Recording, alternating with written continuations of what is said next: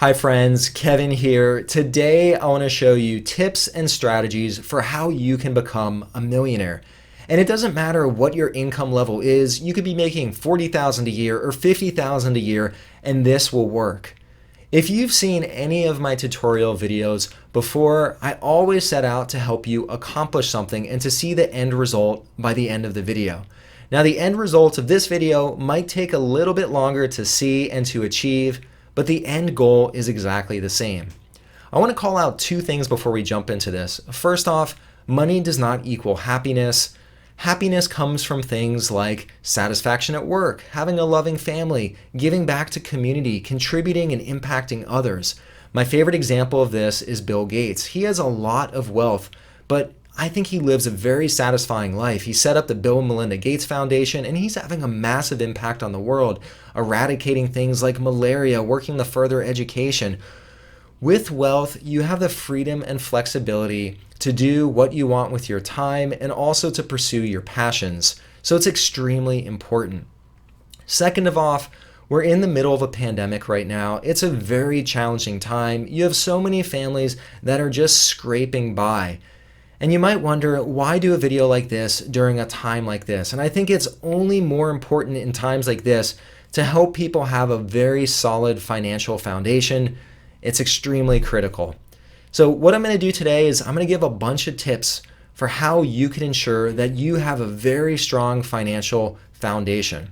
But before we jump into this, you might be wondering, do I have any credibility? Why listen to this guy on YouTube who typically does tech videos? Well, I've personally been following this strategy myself for the past 18 years. And yes, this is a line chart that shows my net worth over the past 18 years. I've removed all the numbers from it, but really it's the direction that matters. You see it starts off in the bottom left-hand corner. That's when I was a freshman in college. And then over college into my career, it's gone to the top and to the right. That's the direction you want your wealth to go in. And over that time, what I've been able to accomplish is on an annualized basis, I've been able to achieve growth of 38% per year. And it's no secret how I did it. In fact, I'm going to share all of my tips on how you could do it too. There's no secret to this. Now, you might also be wondering, well, one person could get lucky, you could get good growth. How do I know that it can actually impact me as well?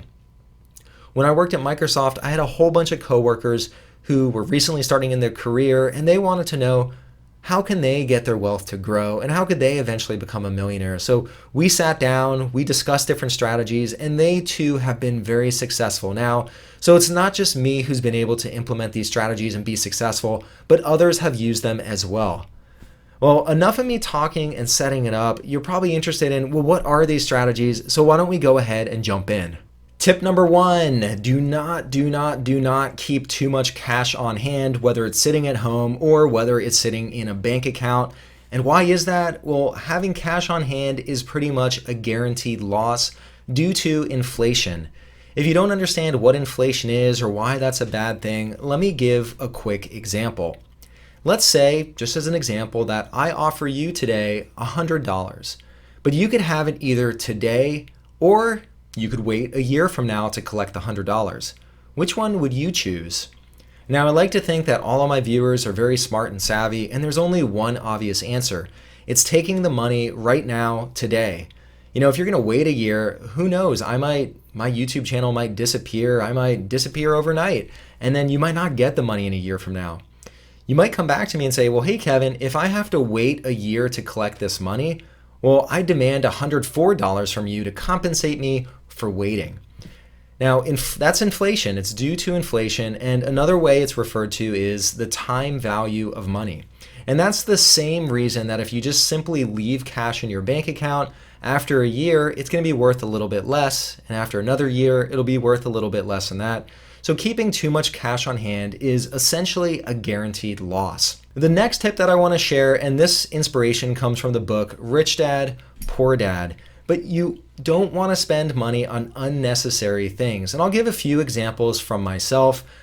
I have a 2006 Honda Accord. That makes it 14 years old at this point, but the nice thing is I don't have any car payments and the car works great. I have no reason to upgrade. The one mistake I did make though is I bought the car new instead of buying it used. When you drive a new car off of the lot, it immediately loses value, or what's referred to as depreciates immediately.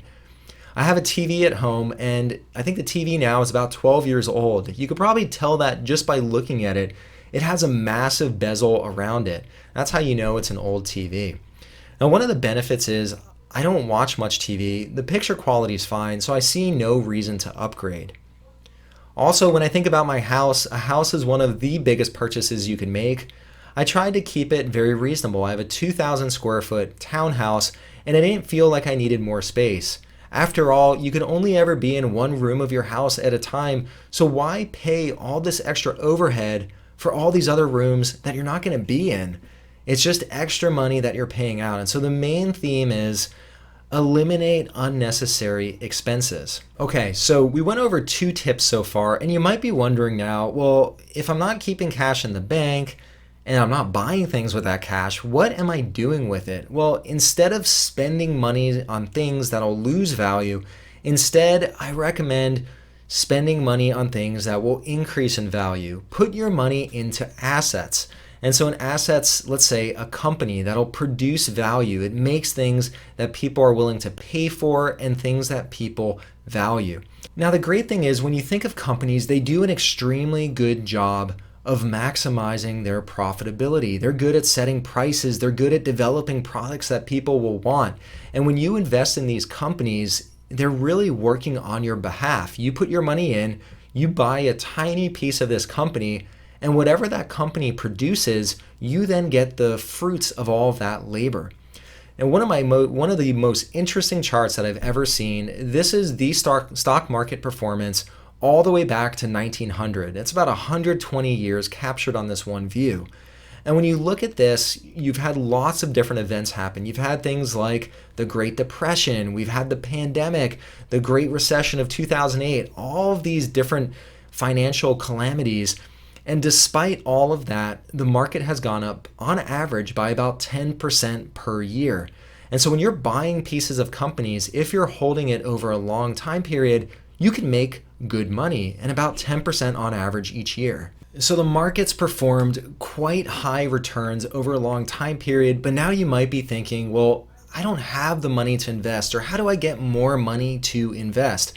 And there are really 2 different ways to go about doing it. You have your earnings or your income, and then you have your expenditures every year. And you could either increase your earnings, so then you have more money to invest, or you could reduce your expenditures, so you're spending less, and that way you have more money to invest, or you do a combination of both. And one thing that I always thought was interesting is just because you make more money doesn't mean you have more money to invest. Take, for example, you have someone earning $50,000 a year, but maybe their expenses are about $25,000 a year. So they have about $25,000 to invest. And maybe you have someone else who's making $200,000 a year, and on the surface they seem rich, but they're actually poor because they're spending about $195,000 a year. They're spending just about all the money they can make, and they're investing very little. Who would you rather be? Let's say you're convinced that investing makes sense. The next question you might have is, well, when should you invest? And the really simple answer to that is right now. Now is always the best time.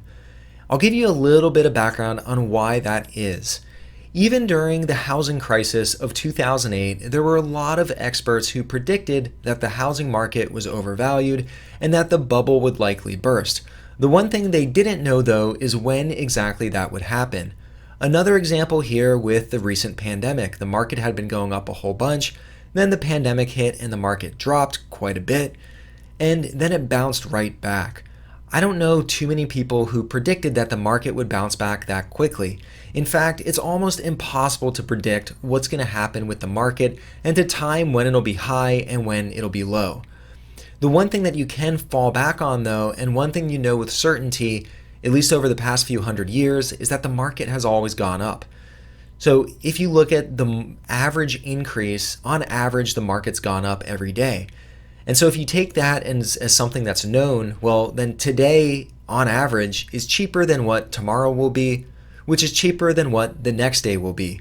So once again, investing now is always the smartest move because on average, you're going to get the cheapest price. Now, we've touched on investing is a good move. You can make about 10% a year. We've also talked about investing now is the best strategy.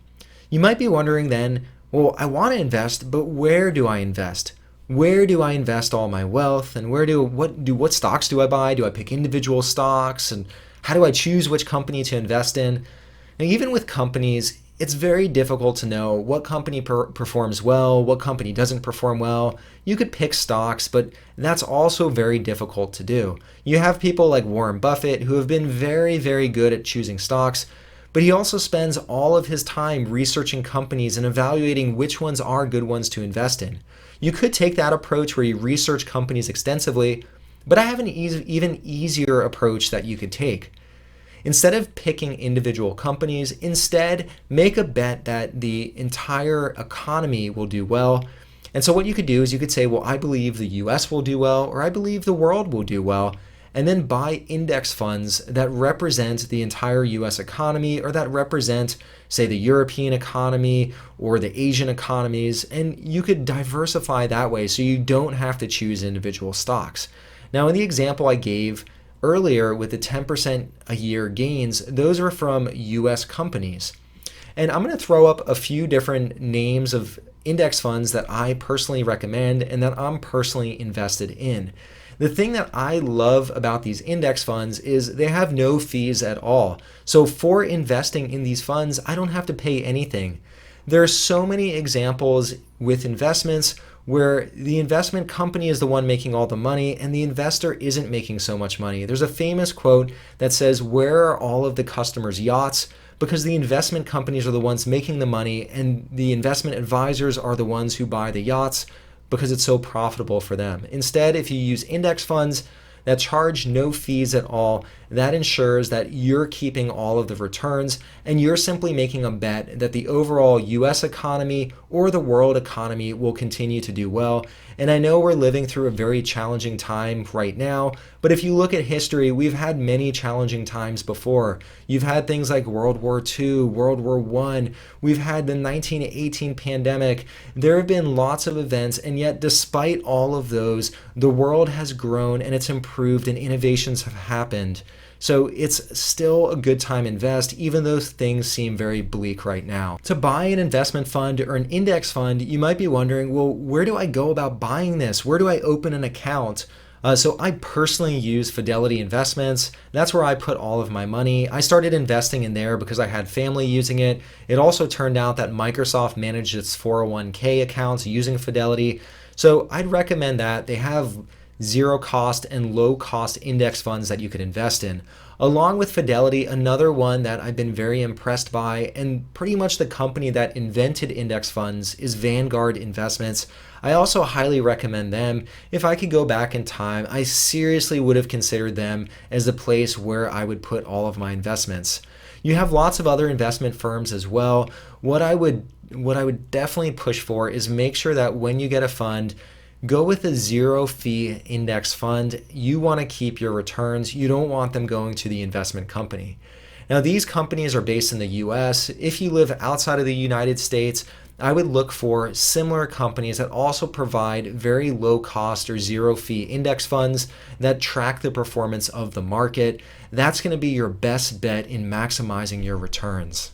To wrap up, really, it's pretty simple to become a millionaire. All you have to do is open an account with one of these investment companies. Once again, I recommend Fidelity or Vanguard, but there are many others as well. Just make sure they're charging very, very low to no fees on your investments. Next, make sure you invest in an index fund.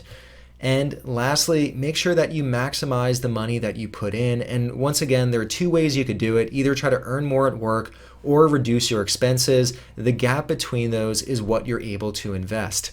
Now, once you start investing, time is your friend. The more time that goes by, the more it'll be able to grow. And you'll find that eventually it behaves like a snowball, where the growth that you've had grows upon the growth. It's also referred to as compounding growth, where you see growth grow upon the growth, and you'll very quickly see your wealth start to skyrocket. The more serious you are, the quicker you'll get there.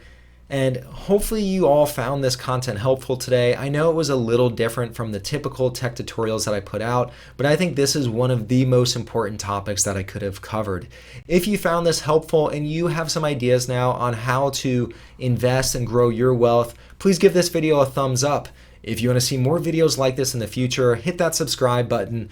That way you'll get a notification anytime new content like this comes out. And lastly, if you have any other ideas for videos that you want to see me create in the future, leave a comment down below and I'll add it to my list of videos to create. All right, well, that's all I had for you today. I hope you enjoyed and I hope to see you next time. Bye.